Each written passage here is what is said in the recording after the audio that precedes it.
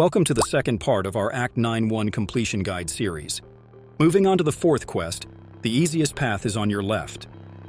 On this path, defenders will gain one Scourge charge every 2 seconds, and each Scourge charge gives them a 5% chance to cleanse debuffs and 3% chance to evade your attacks. Remember, this can be stacked depending upon how many Scourge charges are active on the defender. Remember, 4 charges are removed when the defender is struck with their back against the wall. You can bring in any champion who counters evade. I used the Serpent and Kate Bishop for this path. As you can see, I used the Serpent to counter evade. If you are not sure how Serpent counters evade, please watch the video I uploaded on the Serpent for the detailed guide. Once you can bypass evade, the entire path is fairly straightforward. Just keep your eye on the unstoppable timer, and time your attacks accordingly.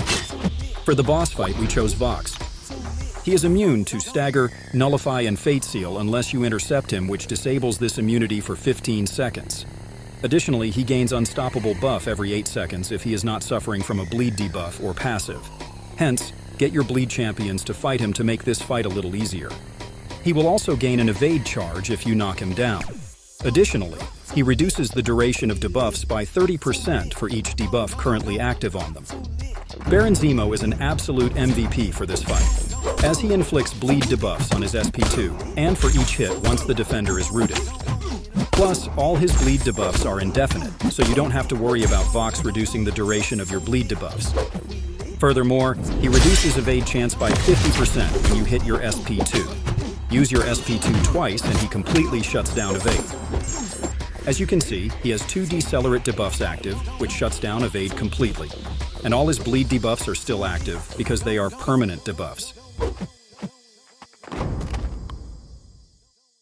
Moving on to the 5th quest, the path with Captain Marvel as the first fight is the easiest.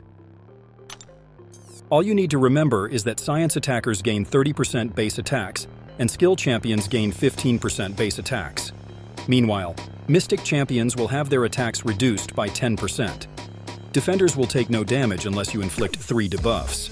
Hence, any science attacker such as Photon, Scorpion, and Quicksilver, to name a few, are good options for this path.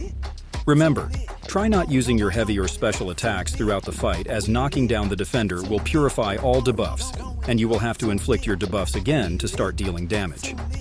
I used Photon for the most part, and she cooks these fights fairly quickly. You can use any science champion who you have at the highest rank. For the boss fight, we chose Sandman.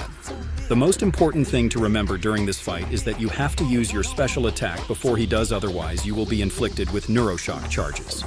If you manage to hit him with your special attack first, these Neuroshock charges will be applied to Sandman.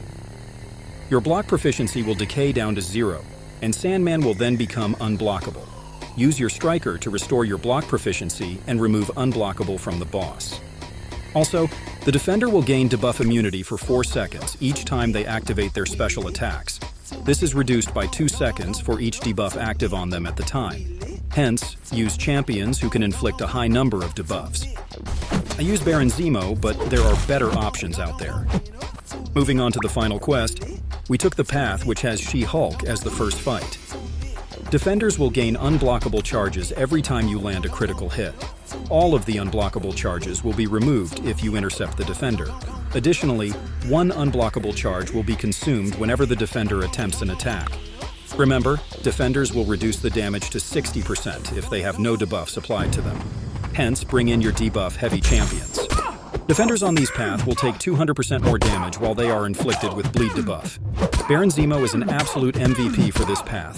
You can use any other bleed champion. Unblockable charges are not a problem, as it is fairly simple to evade special attacks of all the defenders on this path.